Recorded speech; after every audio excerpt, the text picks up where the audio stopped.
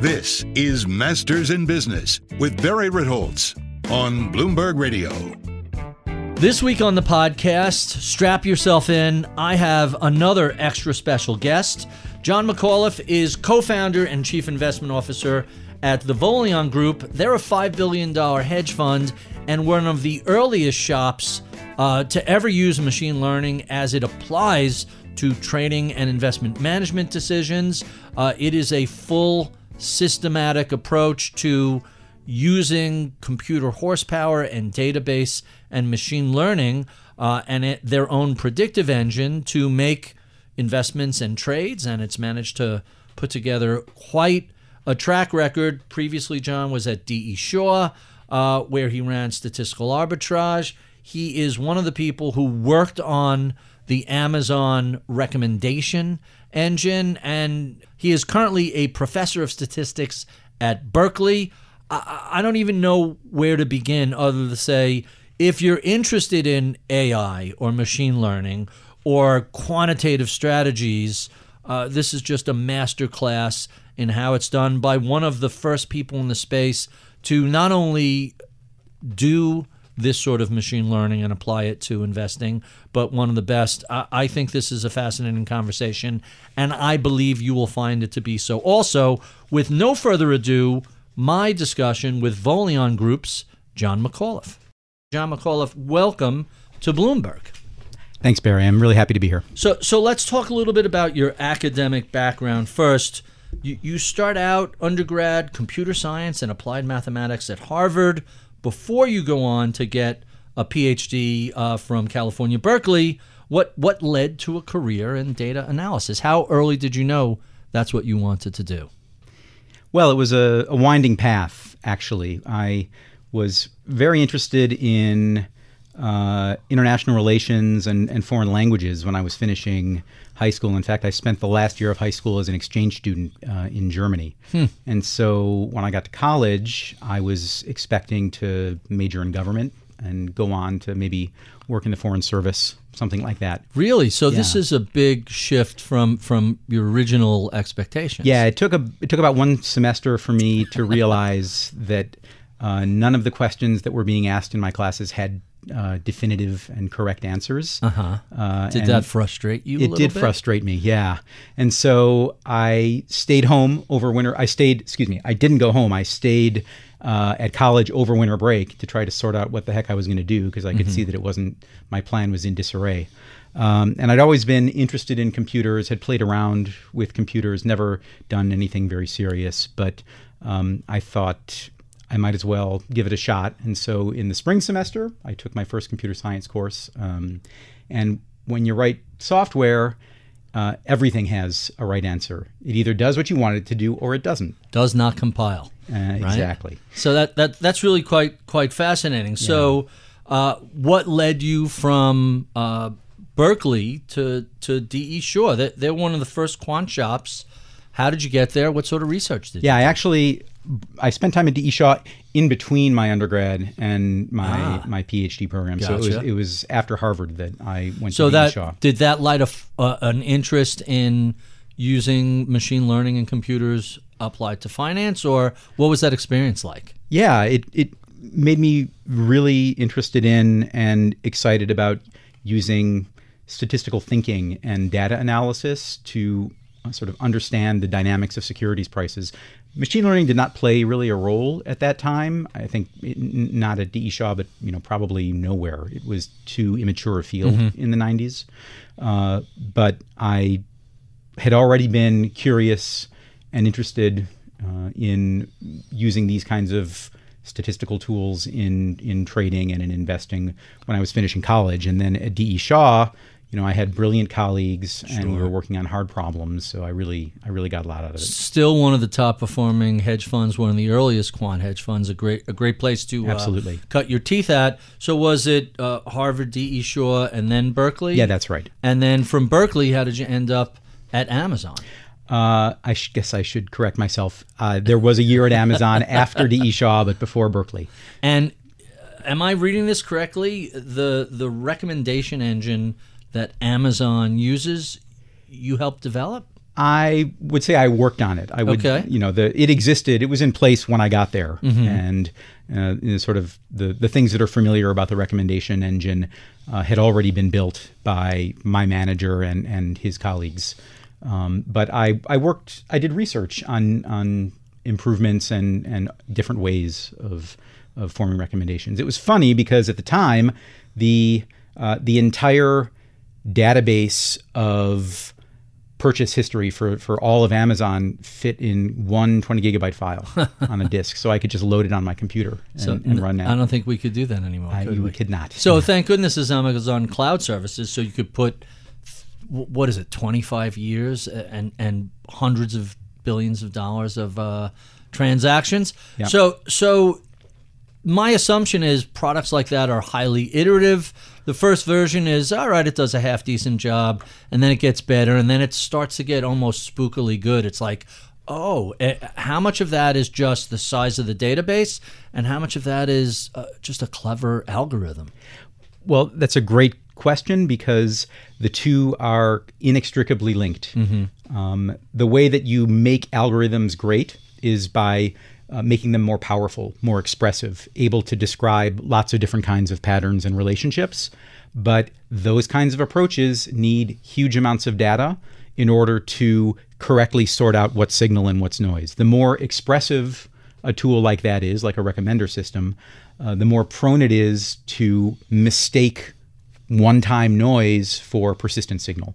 And that is a recurring theme in statistical prediction. It is really the central problem in statistical prediction. So you have it in recommender systems, you have it in predicting price action in the problems that we solve and elsewhere. There was a pretty infamous New York Times article a couple of years ago about Target sending out, using their own recommender system and sending out maternity things to people. A dad gets his young teenage daughters, what is this, and goes in to yell at them, and turns out she was pregnant, and they had pieced it together. Yep. How far of a leap is it from these systems to much more sophisticated machine learning and even large language models? The answer, it turns out, is that it's a question of scale. That wasn't at all obvious before GPT-3 and ChatGPT, but it just turned out that when you have, for example, GPT is built from a database of sentences in English. It's got 1 trillion words in it, Wow. that database. And when you take 1 trillion words and you use it to fit a model that has 175 billion parameters, there is apparently a kind of transition where things become, frankly astounding. I don't think that anybody who isn't astounded is telling the truth. Right. It's eerie in terms of how sophisticated it is, but it's also kind of surprising in terms of, I guess, what the programmers like to call hallucinations. I guess if you're using the internet as your base model, hey, there's one or two things on the internet that are wrong. So, of course, that's going to show up in something like ChatGPT. Yeah. Underlyingly, there's this tool GPT-3. That's really the engine that powers ChatGPT. And that tool, it has one goal. It's a simple goal. You show at the beginning of a sentence, and it predicts the next word in the sentence. And that's all it is trained to do. I mean, it really is actually that simple. It's a dumb program that looks smart. If you like. Right. But the thing about predicting the next word in a sentence is whether, the sequence of words that's being output is leading to something that is true or false is irrelevant. Right. The only thing that it is trained to do is make highly accurate predictions of next words. So when I said dumb, it's really very sophisticated. We tend to call this artificial intelligence, but I've read a number of people said, hey, this really isn't AI. This is something a little more rudimentary. Yeah, I think, a critic would say that artificial intelligence is a complete misnomer. There's sort of nothing remotely intelligent in the colloquial sense about these systems. And then a common defense in AI research is that artificial intelligence is a moving target. As soon as you build a system that does something quasi-magical that was the old yardstick of intelligence, then the goalposts get moved by the people who are supplying the evaluations. And I guess I would sit somewhere in between. I think the language is unfortunate because it's so easily misconstrued. I wouldn't call the system dumb, and I wouldn't call it smart. It's those are not characteristics of these systems. Not it's yet. Complex and sophisticated. It certainly is. Yes. It has 175 billion parameters. Right. If that doesn't fit your definition of complex, I don't know what would. Yeah, that works for me. So in your career line, where is Affymetrix, and what was that recommendation engine like? Yeah, so that was work I did as a summer research intern during my Ph.D. And that work was about the problem is called genotype calling. So genotype calling. I'll explain, Barry. Do you have an identical twin? I do not. Okay, so I can safely say your genome is unique in the world. There's no one else who has exactly your genome. On the other hand, if you were to lay your genome and mine alongside each other, lined up, they would be 99.9% identical. About one position in 1,000 is different. But those differences are what cause you to be you and me to be me. So they're obviously of intense kind of scientific and applied interest.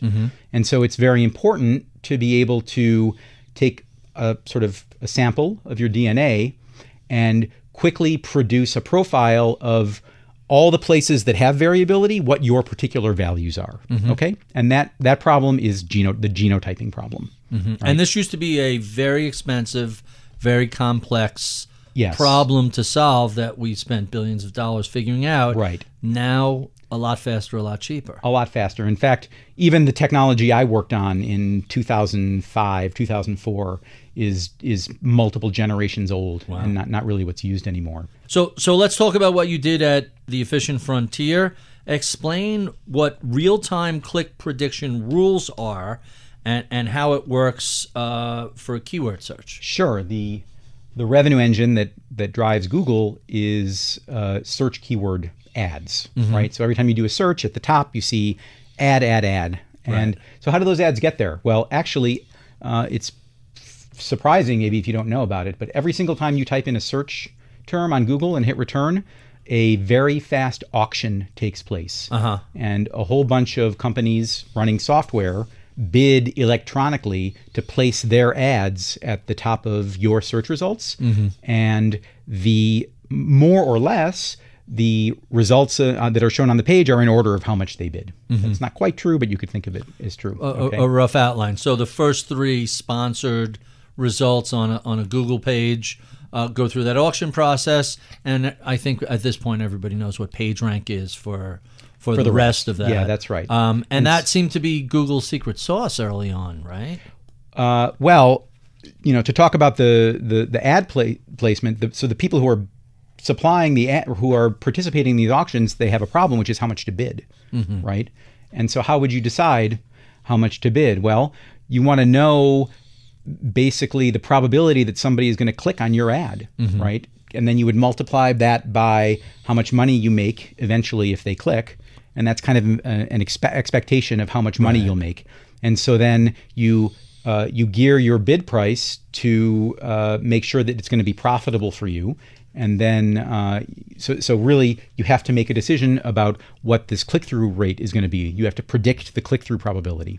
And that was so I was going to say, this sounds like it's a very sophisticated application of computer science, probability, and statistics. And if you do it right, you make money. And if you do it wrong, your ad budget is a money loser. That's right. Yeah. So tell us a little bit about your doctorate, what you wrote about for your Ph.D. at Berkeley. Yeah. So we're back to genomes, actually.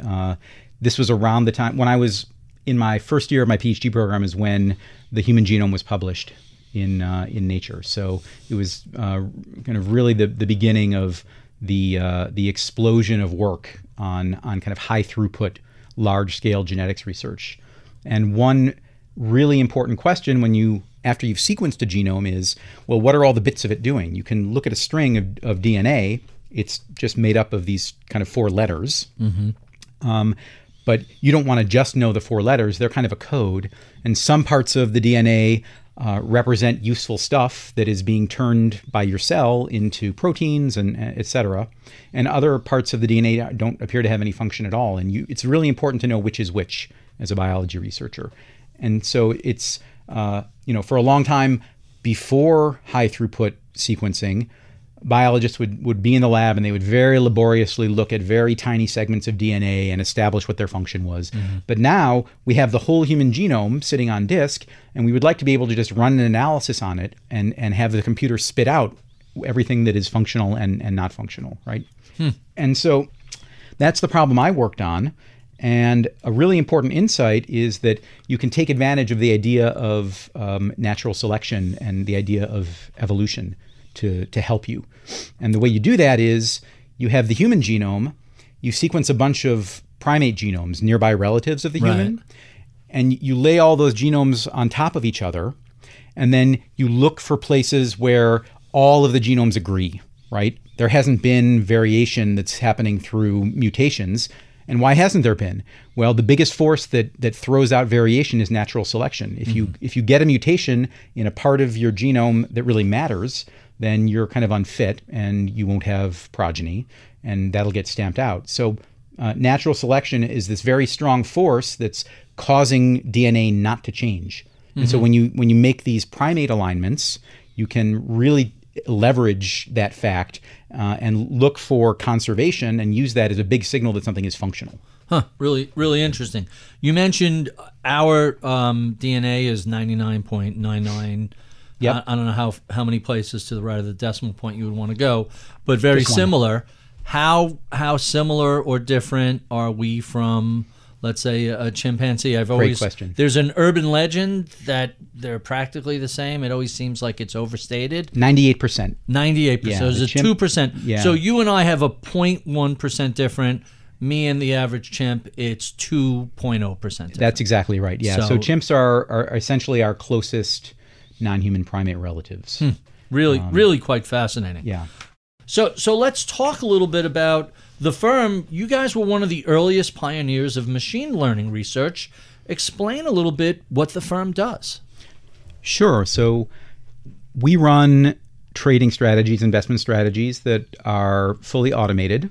So we call them fully systematic. And that means that we have software systems that run every day during market hours, and they take in information about the characteristics of the securities we're trading. Think of stocks, right?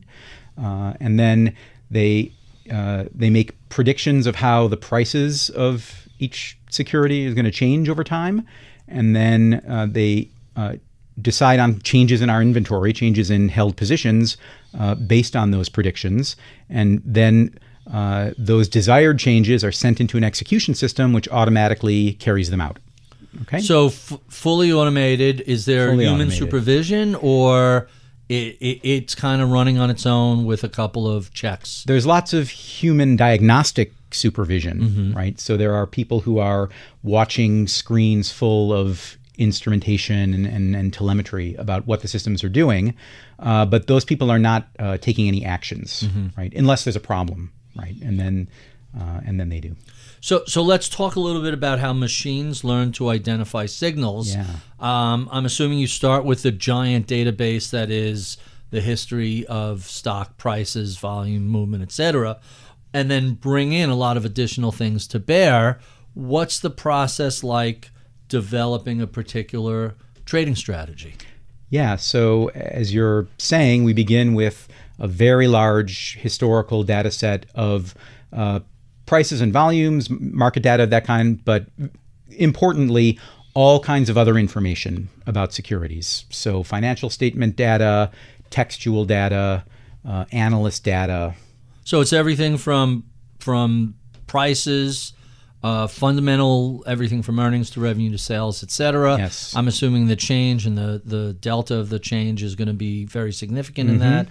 What about macroeconomic, what some people call noise, but one would imagine there's some signal in everything from inflation to interest rates to GDP to consumer spending.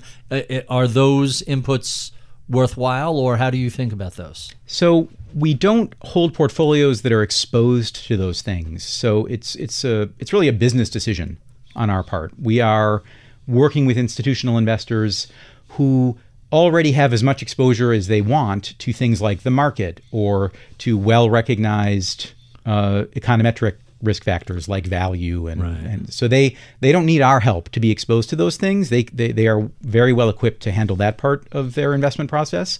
What we're trying to provide is the most diversification possible. So we want to give them a new return stream which has good and stable returns, but on top of that, importantly, is also not correlated with any of the other return streams that they already have. That's interesting. So can I assume that you're applying your machine learning methodology across different asset classes, or is it strictly equities? Oh no, we apply it to equities, to credit, to corporate bonds, and we trade futures contracts. And in the fullness of time, we hope that we will be trading kind of every security in the world. So currently stocks, bonds, when you say futures, I assume commodities? All kinds of futures contracts. Really, really interesting. So it could be anything from interest rate swaps to commodities to the full gamut. So how different is this approach from what other quant shops do that really focus on equities? I think it's kind of the same question as asking, well, what do we mean when we say we use machine learning, or that our principles are machine learning principles, and so how does that make us different than the kind of standard approach in quantitative trading? And the answer to the question really comes back to this idea we mentioned a little while ago of how powerful the tools are that you're using to form predictions, right? So in our business, the thing that we build is called a prediction rule. Okay, that's our widget.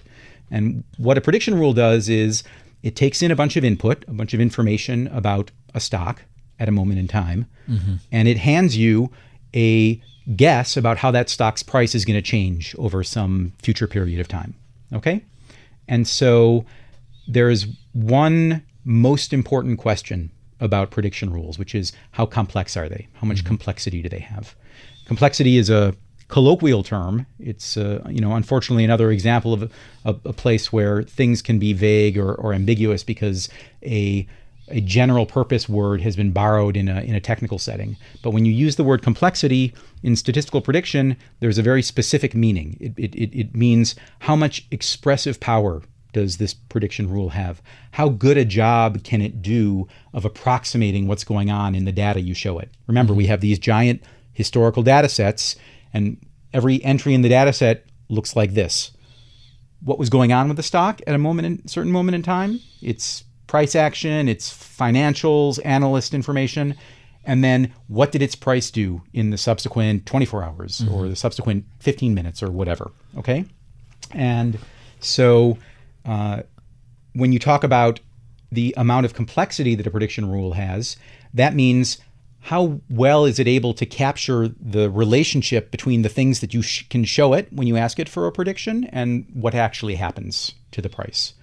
And naturally, you kind of want to use high complexity rules because they have a lot of approximating power. They do a good job of describing anything that's going on. But there are two disadvantages to high complexity. One is it needs a lot of data. Otherwise, it gets fooled into thinking that randomness is actually signal.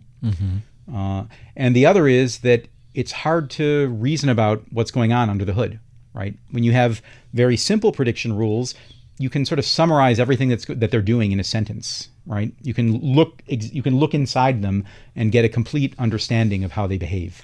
And that's not possible with high complexity prediction rules. So I'm glad you brought up the concept of how easy it or how frequently you can fool an algorithm or a complex rule, because sometimes the results are just random. And it reminds me of the issue of backtesting. No one ever shows you a bad backtest. How do you deal with the issue of overfitting and backtesting that just is geared towards what already happened and not what might happen in the future? Yeah, that is, if you like the $1 million question in statistical prediction, okay, and you might find it surprising that relatively straightforward ideas go a long way here. And so let me just describe a little scenario of how you can deal with this. All right, we agree we have this big historical data set, right? One thing you could do is just start analyzing the heck out of that data set and find a complicated prediction rule. But you've already started doing it wrong. The first thing you do before you even look at the data is you randomly pick out half of the data and you lock it in a drawer. Okay? And that leaves you with the other half of the data that you haven't locked away. Mm-hmm. On this half, you get to go hog wild. You build every kind of prediction rule, simple rules, enormously complicated rules, everything in between, right? And now you can check how accurate all of these prediction rules that you've built are on the data that they have been looking at. And the answer will always be the same. The most complex rules will look the best. Of course, they have the most expressive power, so naturally they do the best job of describing what you showed them. The big problem is that what you showed them is a mix of signal and noise, and there's no way you can tell to what extent a complex rule has found the signal versus the noise. All you know is that it's perfectly described the data you showed it. Mm-hmm. You certainly suspect it must be overfitting if it's doing that well, right? Okay, so now you freeze all those prediction rules. You're not allowed to change them in any way anymore. Mm-hmm. And now you unlock the drawer and you pull out all that data that you've never looked at. You can't overfit data that you never fit. Right. And so you take that data and you run it through each of these prediction rules that's frozen that you built.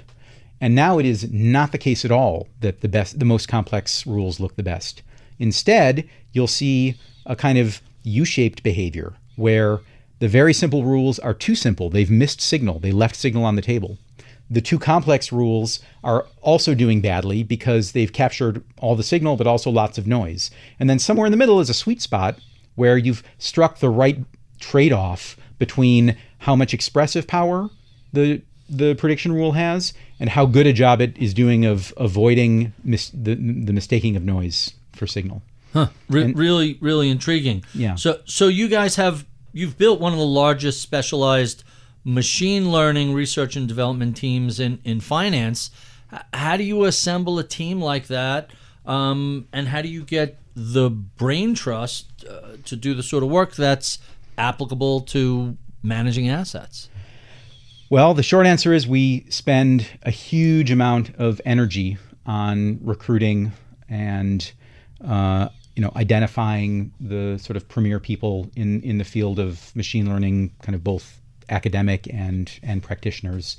And we exhibit a lot of patience. We wait a really long time to be able to find the people who are kind of really the best. And that matters enormously to us, both from the standpoint of the success of the firm and also because it's something that we value extremely highly, just having great colleagues, brilliant colleagues that I want to work in a place where I can learn from all the people around me. And when my co-founder Michael Karatanov and I were talking about starting Voleon, one of the reasons that was on our minds is we wanted to be in control of who we worked with. We really wanted to be able to assemble a group of people who were as brilliant as we could find, but also good people that we liked, people that we were excited to collaborate with. So let's talk about some of the fundamental principles Voleon is built on.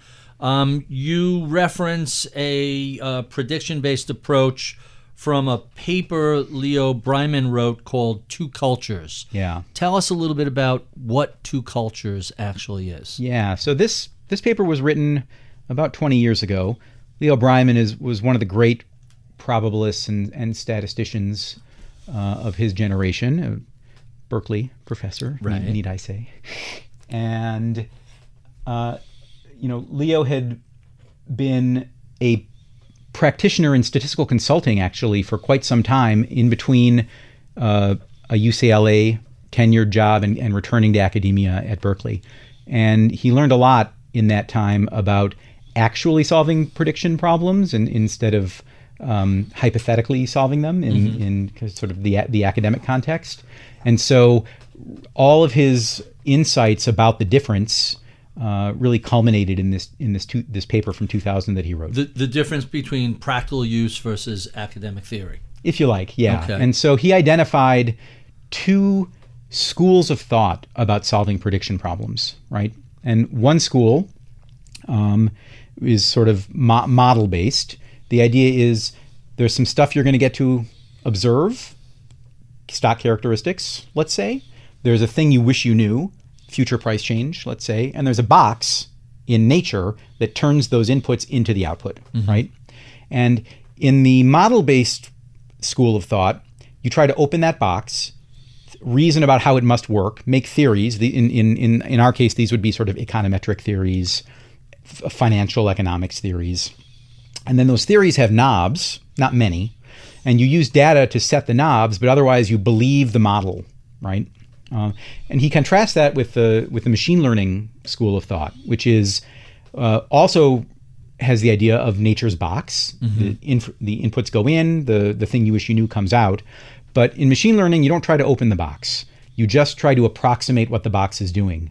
And your measure of success is predictive accuracy, and is only predictive accuracy. If you build a gadget and that gadget produces predictions that are really accurate, they turn out to look like the thing that nature produces, then that is success, right? And at the time he wrote the paper, his assessment was 98% of statistics was taking the model-based approach and 2% was taking the machine learning approach. And are those statistics still valid today, or have we shifted quite a bit? We shifted quite a bit. And different arenas of prediction problems have different mixes these days. But even in finance, I would say it's probably more like 50-50. Really? That much? That's amazing. I think, and if you, the logical extreme is natural language modeling, which was done for decades and decades in the model-based approach, where you kind of reasoned about linguistic characteristics of how people kind of do dialogue, and those models had some parameters and you fit them with data. And then instead you have, as we said, a database of 1 trillion words and a tool with 175 billion parameters, and you run that, and there is no hope of completely understanding what is going on inside of GPT-3. But nobody complains about that because the results are astounding. The thing that you get is incredible. And so that is, by analogy, the way that we reason about running systematic investment strategies.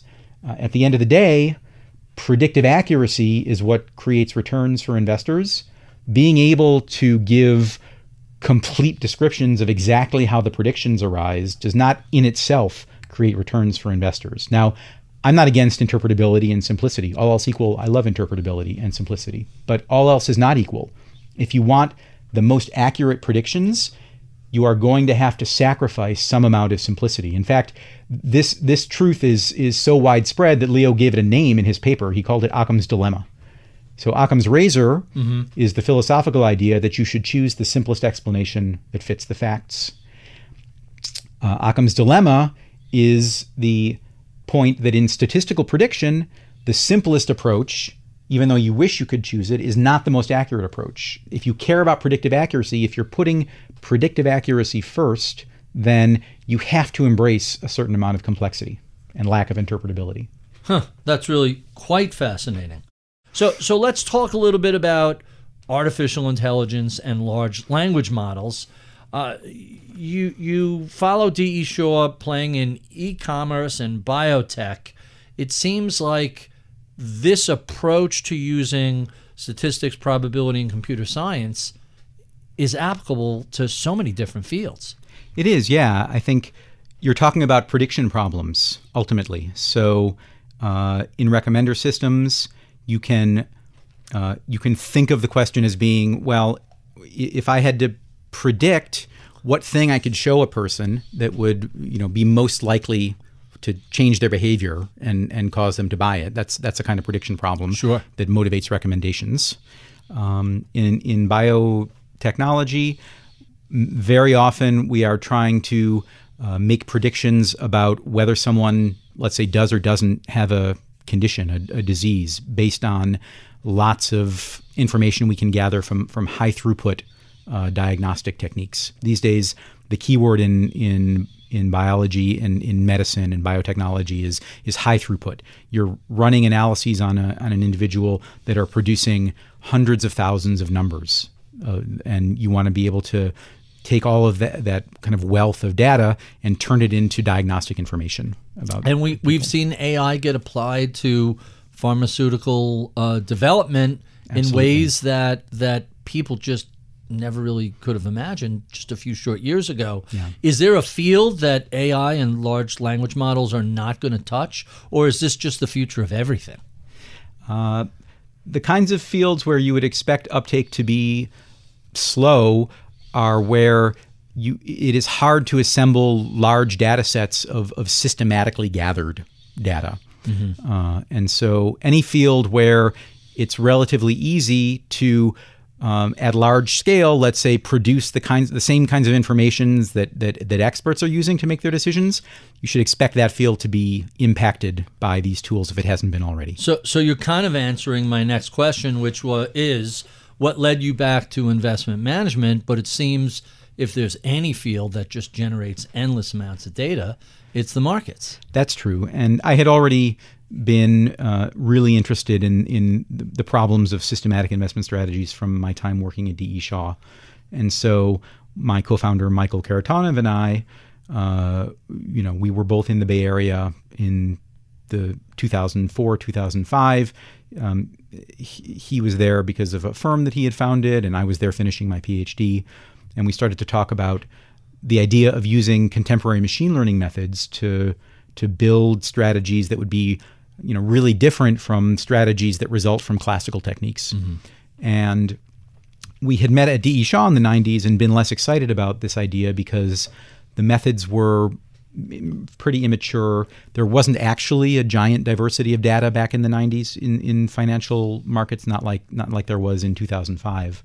And compute was really still quite expensive in the 90s, whereas in 2005, it had been dropping in the usual Moore's Law way. And this was even before GPUs. Right. And so when we looked at the problem in 2005, it felt like there was a very live opportunity to do something with a lot of promise that would be really different. And we had the sense that not a lot of people were of the same opinion. And so it seemed like something that we should try. There was a void. Nothing the market hates more than a vacuum in an intellectual approach. So you mentioned the diversity of various data sources. What don't you consider? Like how far off of price and volume do you go in the net you're casting for inputs into your systems? Well, I think we're prepared as a research principle. We're prepared to consider any data that has some bearing on price formation, like some plausible bearing on how prices are formed. Now, of course, we're a relatively small group of people with a lot of ideas, and so we have to prioritize. So, in the event, we end up pursuing data that makes a lot of sense. We don't try. I mean, can you go as far as politics or the weather? Like, how far off of prices can you look? So, an example would be the weather. For most securities, you're not going to be very interested in the weather, but for commodities futures, you might be. So that that's the kind of reasoning you would apply, right? Really, really interesting. So let's talk about some of the strategies you guys are running. Short and mid-horizon U.S. equities, European equities, Asian equities, mid-horizon U.S. credit, and then cross-asset. So am I to assume all of these are machine learning based, and how similar or different is each approach to each of those asset classes? Yeah, they're all machine learning based. The kind of principles that I've described of using as much complexity as you need to maximize predictive accuracy, et cetera, those principles underlie all the systems. But of course, it's trading corporate bonds is very different from trading equities. And so the implementations reflect that reality. So let's talk a little bit about the 4-step process that you bring to the systematic approach. And this is off of your site. So it's data, prediction engine, portfolio construction, and execution. Yeah. I'm assuming that is heavily computer and machine learning based at each step along the way. Is that fair? I think that's fair. I mean, to different degrees. The data gathering, that's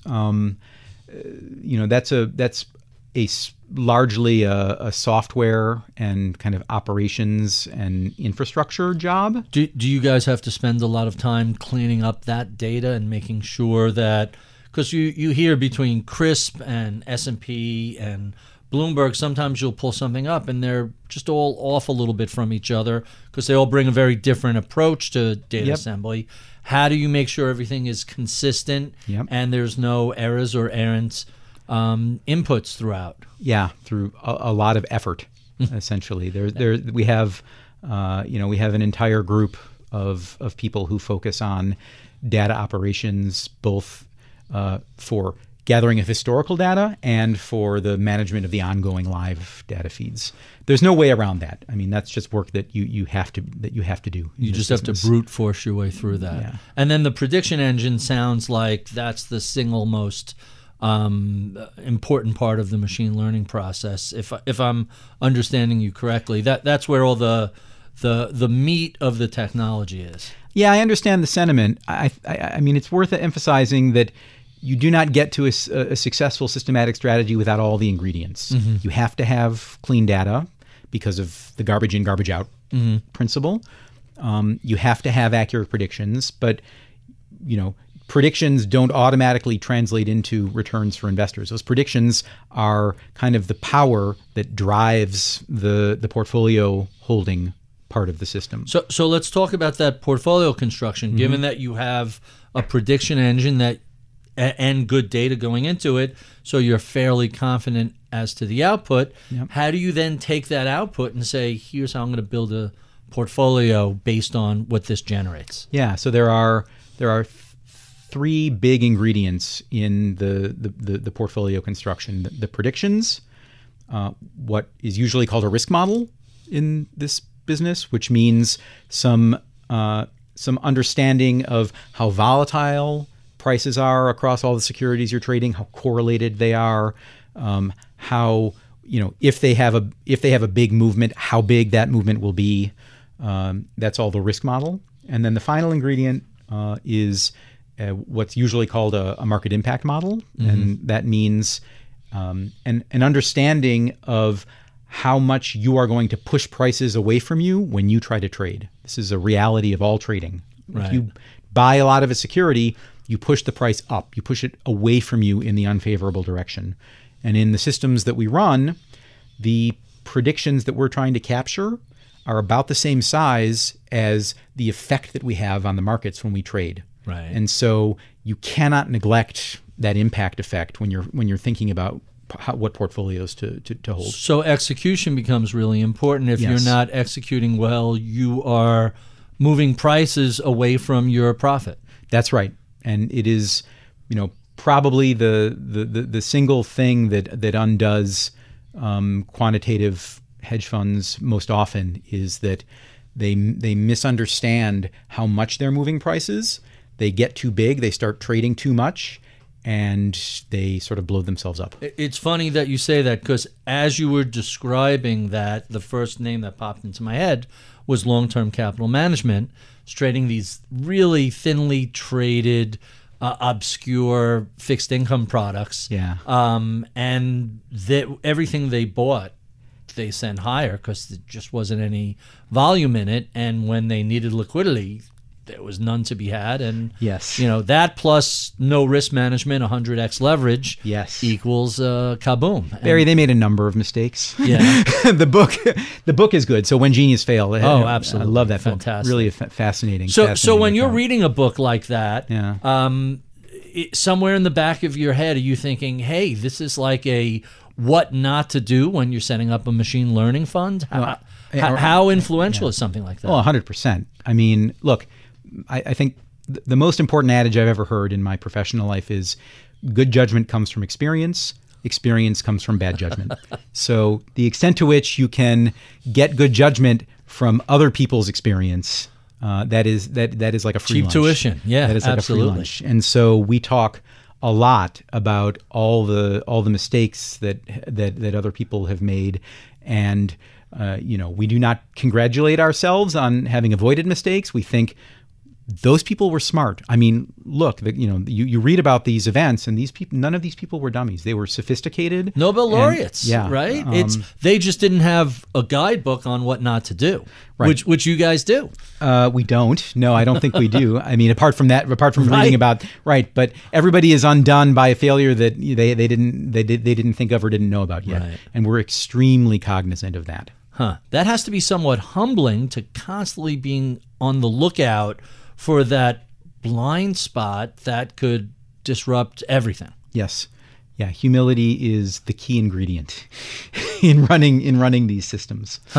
Really quite amazing. So let's talk a little bit about how academically focused Voleon is. You guys have a pretty deep R&D team internally. You teach at Berkeley. What does it mean for a hedge fund to be academically focused? What I would say probably is kind of evidence-based rather than academically focused. Saying academically focused gives the impression that kind of papers would be the goal or the desired output, and that's not the case at all. We have, a very specific applied problem that we are trying to solve. Papers are a mean to an end. Papers are, we don't write papers for external consumption. We do lots of writing internally, and that's to make sure that we're keeping track of our own kind of scientific process. But you're fairly widely published in statistics and machine learning. Yes. What purpose does that serve other than a calling card for the fund, as well as, hey, I have this idea and I want to see what the rest of my peers think of it? When you put stuff out into the world, what sort of feedback or pushback do you get?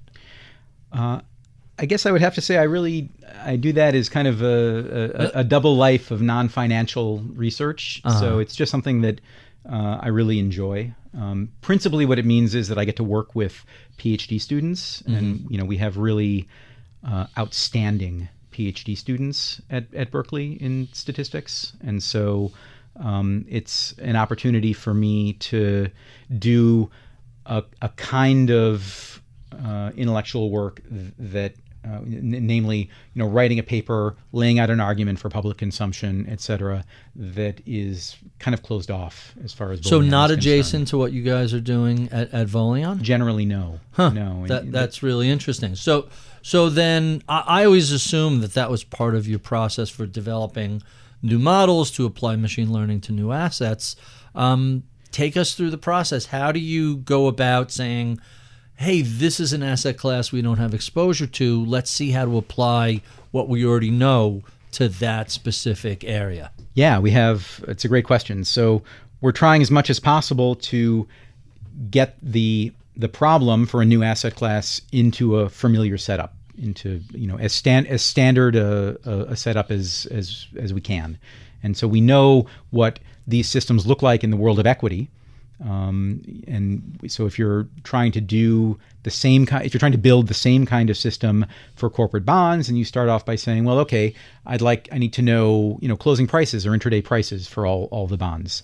Already you have a very big problem in corporate bonds, because there is no live price feed that's showing you a bid offer quote in the way that there is in equity. And so before you can even get started thinking about predicting how a price is going to change, it would be nice if you know what the price currently was. And that is already a problem you have to solve in corporate bonds, as opposed to being just an input that you have access to. The old joke was trading by appointment only. Yeah. And that seems to be a bit of an issue. And there are so many more bond issues than there are equities. Absolutely. Is this just a database challenge, or how do you work around it? No, it's a statistics problem, but it's a different kind of statistics problem. We're not in this case, we're not yet trying to predict the future of any quantity. We're trying to say, I wish I knew what the fair value of this CUSIP was. I can't see that exactly because there's no live order book that with a bid and an offer that's got lots of liquidity that lets me figure out the fair value. But I do have, at best you have a recent price, or maybe not even so recent. I have lots of related information. I know, this bond, maybe this bond didn't trade today, but it traded a few times yesterday. I know where it traded. I'm in touch with bond dealers, so I know where they've quoted this bond, maybe only on one side over the last few days. I have some information about the company that issued this bond, et cetera. So I have lots of stuff that's related to the number that I want to know. I just don't know that number, right? And so what I want to try to do is kind of fill in and do what in statistics or in control we would call a nowcasting problem. And an analogy actually is to automatically controlling an airplane. Surprisingly, if a software is trying to fly an airplane, there are 6 things that it absolutely has to know. Has to know the XYZ of where the plane is and the XYZ of its velocity, where it's headed, right? Those are the 6 most important numbers. Now, nature does not just supply those numbers to you. You cannot know those numbers with perfect exactitude. But there's lots of instruments on the plane, and there's GPS and all sorts of information that is very closely related to the numbers you wish you knew. And you can use statistics to go from all that stuff that's adjacent to a guess, an infill of the thing you wish you knew. And the same goes with the current price of a corporate bond. That's really kind of interesting.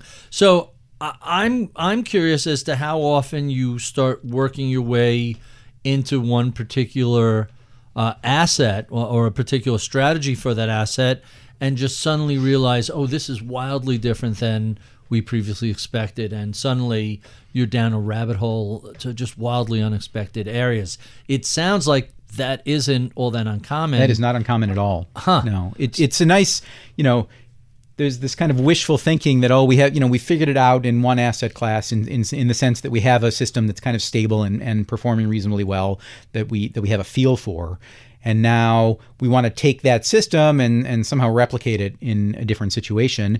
And we're going to standardize the new situation to make it look like the old situation. That's the principle. That principle kind of quickly goes out the window when you start to make contact with the reality of how the new asset class actually behaves. So stocks are different than credit, or different than bonds, or different than commodities. They're all like starting fresh over. What's some of the more surprising things you've learned as you've applied machine learning to totally different asset classes? Well, I think corporate bonds provide a lot of examples of this. I mean, the fact that you don't actually really know a good live price or a good live bid offer seems it's surprising. I mean, this fact has started to change. Like over the years, there's been an accelerating electronification of corporate bond trading, and that's been a big advantage for us actually, because we were kind of first movers, and so we've really benefited from that.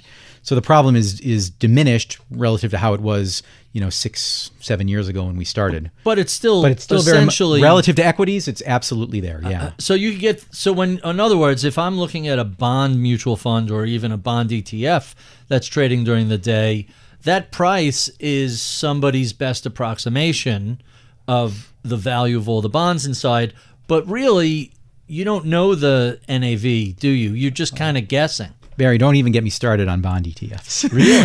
Because it seems like that would be the first place that would show up. Hey, bond ETFs sound like throughout the day they're going to be mispriced a little bit or wildly mispriced. Well, the bond ETF, there's a sense, if you're a market purist, in which they can't be mispriced because their price is set by supply and demand in the ETF market, and that's a super liquid market.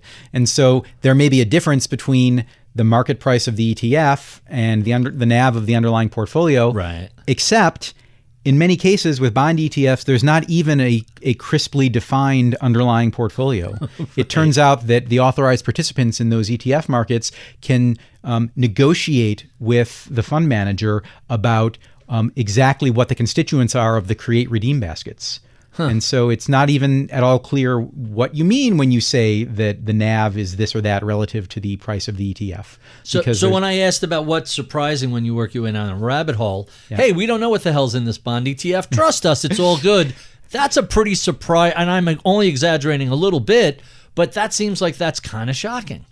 It is surprising when you find out about it, but you quickly come to understand, if you trade single name bonds as we do, you quickly come to understand why bond ETFs work that way. I recall a couple of years ago there was a big Wall Street Journal article on the GLD ETF, and from that article I learned that GLD was formed because gold dealers had just excess gold piling up in their warehouses, and they needed a way to move it. So that was kind of shocking about that ETF.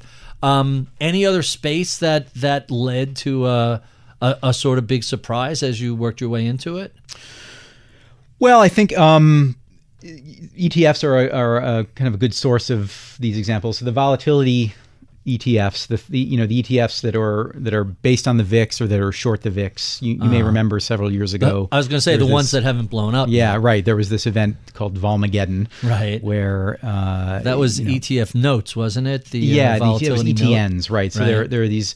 Essentially, these investment products that were short VIX, and VIX went through a spike that caused them to have to liquidate, which was the people who designed this exchange-traded note, they understood that this was a possibility, so they had a sort of descriptions in their contract for what it would mean.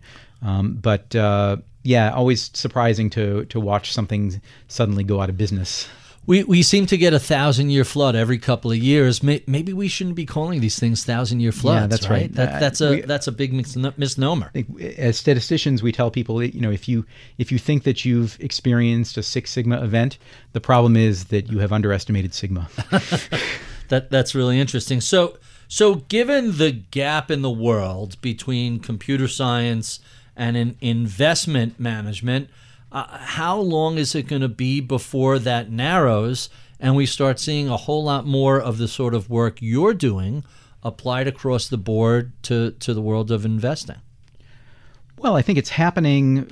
It's been happening for quite a long time. For example, all of modern portfolio theory really it kind of began in the 50s with first of all Markowitz and other people thinking about what it means to benefit from diversification and the idea that diversification is the only free lunch in finance. So I would say that the idea of thinking in a systematic and scientific way about how to manage and grow wealth.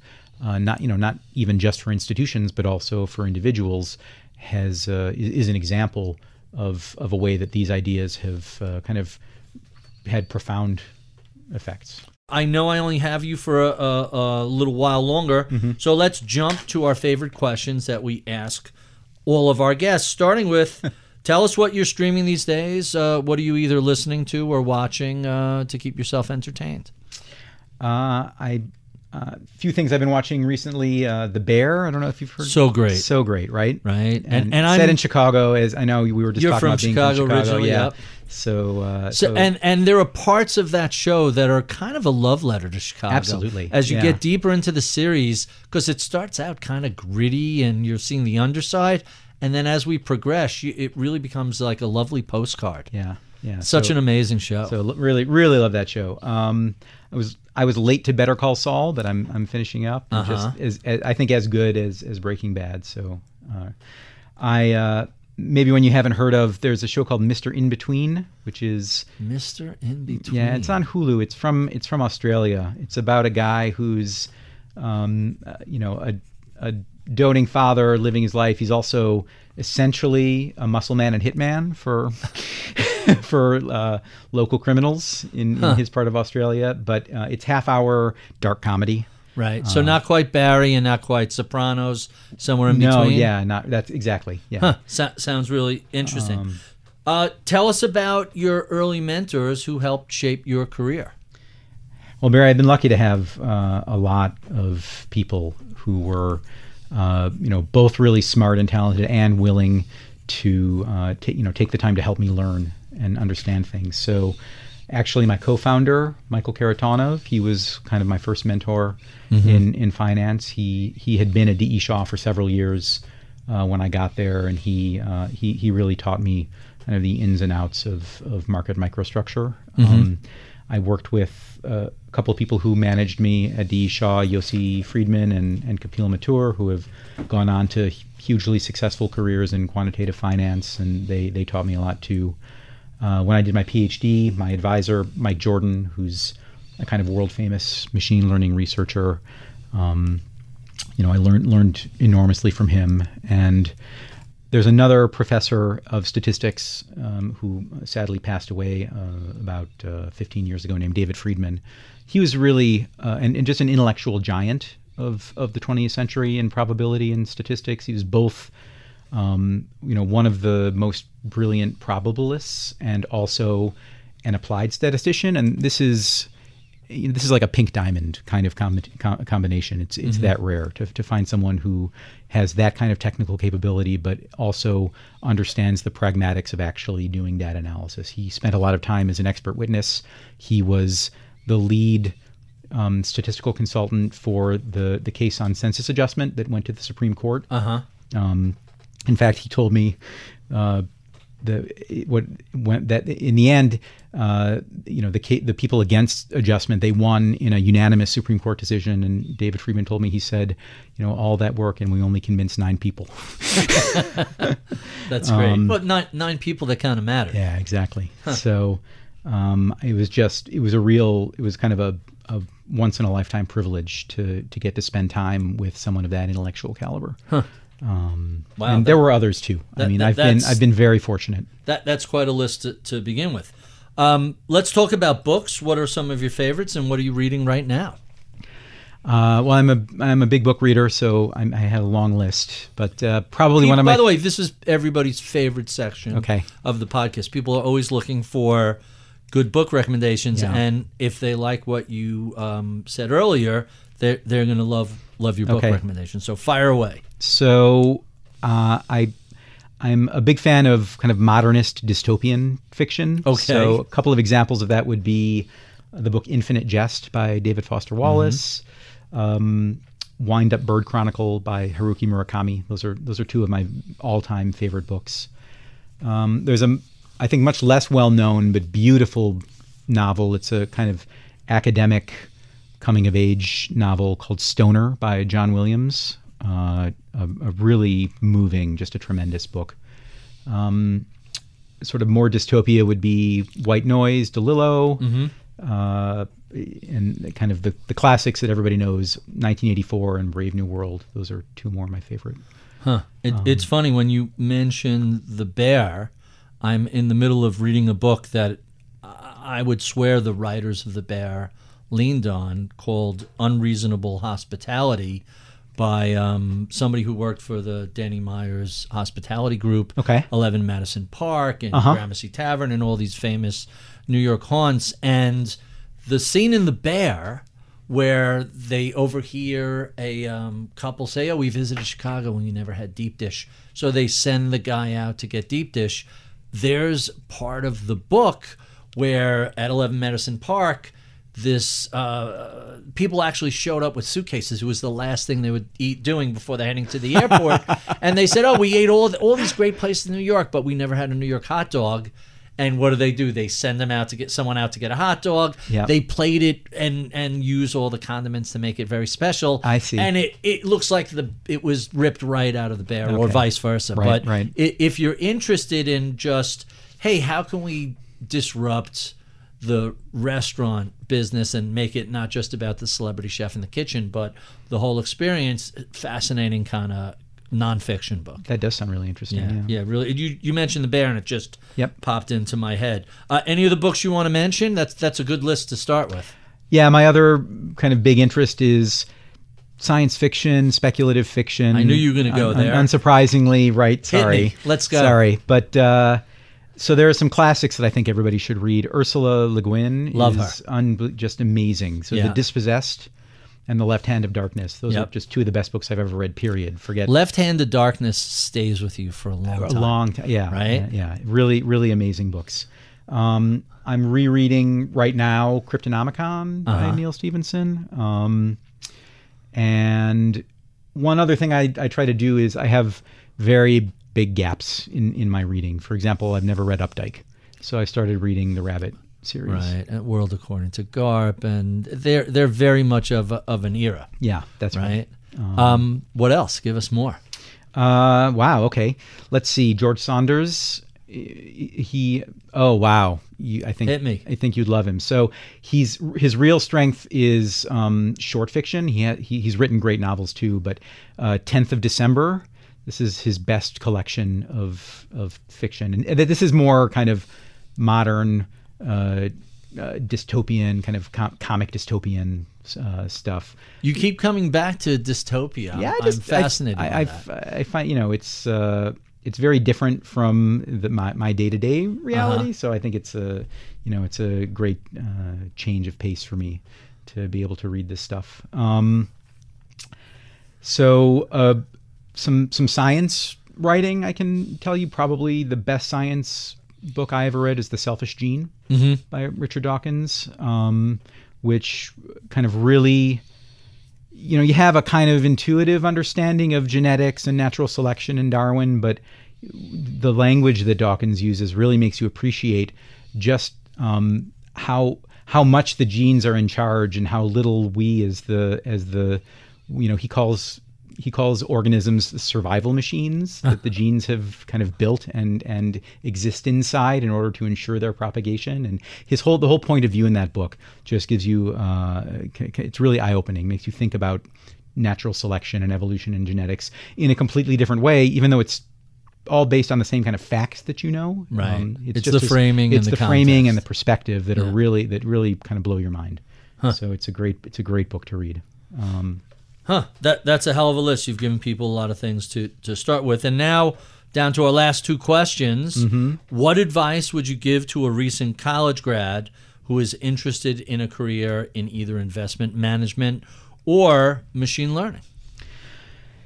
Yeah, so I mean, I work in a very specialized subdomain of finance. So there are a lot of people who are going to be interested in investment and finance that I couldn't give any specific advice to. I have kind of general advice that I think is useful both for finance and even more broadly. This advice is really kind of top of Maslow's pyramid advice. If you're trying to kind of write your novel and pay the rent while you get it done, this is I can't really help you with that. But if what you care about is building this career, then I would say number one piece of advice is work with incredible people. Like far and away, much more important than what the particular field is, the details of what you're working on is the caliber of the people that you do it with. That's both really... in terms of your own satisfaction and how much you learn and all of that. I think you'll learn, you'll benefit hugely on a personal level from working with incredible people. And if you don't work with people that are like that, then you're probably going to have a lot of professional unhappiness. So it's kind of either or. That's a really intriguing answer.